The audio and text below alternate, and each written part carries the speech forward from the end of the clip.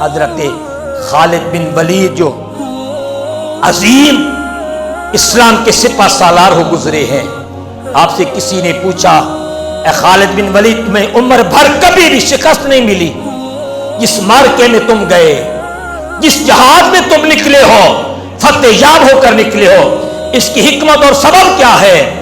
حضرت خالد بن ولید جواب دیتے ہیں کہ مجھے حضور کی پیشانی مبارک کے سامنے والے کچھ بال نصیب ہوئے ہیں، کچھ منہ مبارک میرے حصے میں آئے ہیں، اور جب سے منہ مبارک مجھے ملے تو میں نے ان کو اپنی ٹوپی میں محفوظ کر لیا ہے۔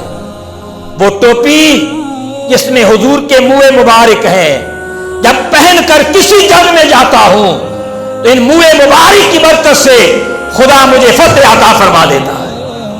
ہر جنگ میں مجھے حضور کے بالوں کی برکت سے فتح نصیب ہو جاتی ہے۔ جنگ یرموک میں خالد بن ولید خود جنگ فرما رہے ہیں، اور مقابلے میں دشمنوں میں سے ایک عظیم پہلوان نستور نامی آپ کے سامنے ہے۔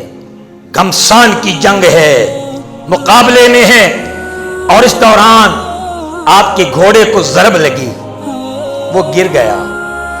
حضرت خالد بن ولید اس کے سر تک آ گئے۔ اس دوران آپ کے سر پہ جو ٹوپی تھی نا، وہ گر گئی۔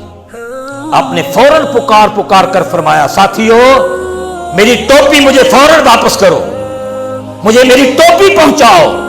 ٹوپی مل گئی، آپ نے پھر سر پہ رکھ لی، اب پھر حملہ کیا، نستور کو واصل جہنم کر دیا، فتح نصیب ہو گئی۔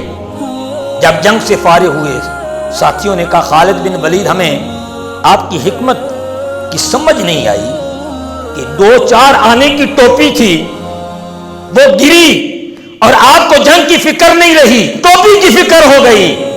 آپ فرماتے تمہیں علم نہیں ہے، آج تمہیں بتاتا ہوں میری کامیابی کا راز میری وہ ٹوپی ہے، جس ٹوپی میں نے سرکار کے منہ مبارک سنبھال کے رکھے ہیں، جس ٹوپی میں میں نے سرکار کے منہ مبارک سنبھال کے رکھے۔ یہی خالد بن ولید فرماتے ہیں شام، ملک شام کی طرف ایک معرکے کے لیے میں تھوڑی سی جماعت لے کر روانہ ہو گیا۔ شام پہنچے، جنگ شروع ہوئی۔ ابو رافع کہتے ہیں خالد بن ولید لگتا ہے اب آج ہماری موت آ گئی ہے، آج ہماری موت آ گئی۔ آپ فرماتے ہیں مجھے بھی محسوس ہو رہا ہے۔ وہ خالد بن ولید جو فخر سے کہتے تھے کہ مجھے کبھی شکست نہیں ہوتی، آپ فرماتے ہیں مجھے بھی یہی لگتا ہے ہمارا آخری وقت آ گیا ہے، آج ہماری شکست ہے، ہمیں یقین ہو گئے۔ ابو رافع نے پوچھا خیر تو ہے، کیا بات ہے، تم بھی مایوس ہو گئے ہو؟ فرمایا جس ٹوپی کی برکت سے مجھے فتح ملتی تھی، آج وہ ٹوپی میں گھر چھوڑ آیا ہوں، آج وہ ٹوپی میں گھر چھوڑ آیا۔ رات آئی نا، میرے کریم آقا ابو عبیدہ کو خواب میں ملے، حضور خواب میں حضرت ابو عبیدہ کو ملے۔ سرکار نے ارشاد ابو عبیدہ تم سو رہے ہو، ادھر شام میں خالد بن ولید پھنس چکے ہیں اور شکست کے قریب ہو چکے ہیں، جاؤ میرے خالد بن ولید کی مدد کرو۔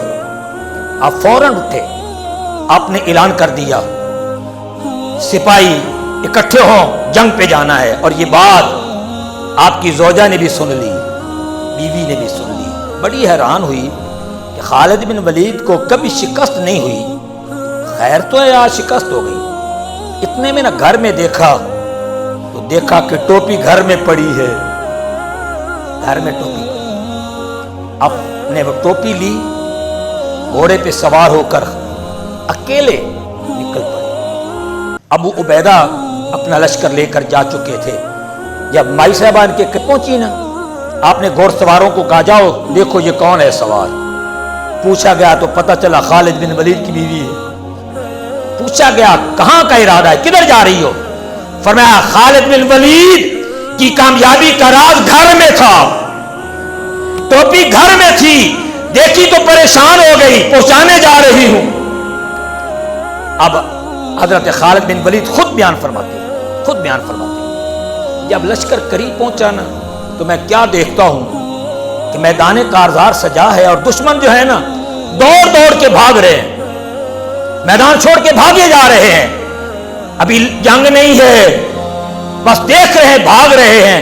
بعد میں پتہ چلا ابھی جنگ دوبارہ شروع نہیں ہوئی، مصطفیٰ کے منہ مبارک والی ٹوپی پہنچی، مصطفیٰ کے منہ مبارک کی ٹوپی پہنچی، ٹوپی کے پہنچنے سے اللہ رب العزت نے خالد بن ولید کے لشکر کو فتح عطا فرما دی ہے۔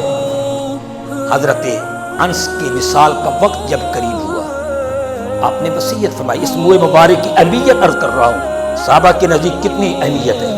حضرت انس بن مالک کی وصال کا وقت قریب ہوا، آپ نے حضرت ثابت بنانی، یہ تابعی بزرگ ہیں، انس صحابی ہیں اور یہ تابعی ہیں، شاگرد ہوں گے آپ کے، آپ نے فرمایا کہ میرے پاس حضور کے کچھ منہ مبارک ہیں، میرا جب وقت ہو آخری اور مجھے غسل دے دیا جائے تو دفن کرنے سے پہلے میری زبان کے نیچے صحابی رسول جنتی ہے، صحابی رسول کیا ہے؟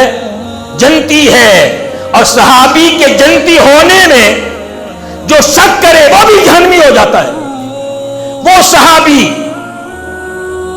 حضرت انس جو حضور کے خادم خاص گزرے ہیں، جب آخری وقت آتا ہے وصیت کرتے ہیں، بے شک جنتی ضرور ہوں پر فخر اس بات پر ہے جب مجھے دفن کیا جائے تو دفن سے پہلے میری زبان کے نیچے میرے نبی کا بال مبارک رکھ دینا، میری زبان کے نیچے حضور کا منہ مبارک رکھ دینا، تاکہ قبر میں بھی مجھے مصطفیٰ کے منہ مبارک کا فیض نصیب ہو جائے۔ عمر بن عبد العزیز، جنہیں ثانی عمر کہا جاتا ہے، عمر بن عبد العزیز، ان کے پاس حضور کے ناخن بھی تھے اور حضور کے منہ مبارک بھی تھے۔ آپ نے بھی آخری وقت وصیت فرمائی کہ یہ ناخن حضور کے اور حضور کے بال مبارک میرے کفن میں رکھ دینا، میرے کفن میں رکھ دینا، کہ حضور کے بالوں کا صدقہ خدا مجھ پہ قبر پہ بھی رحم فرمائے گا اور حشر میں بھی رحم فرمائے گا۔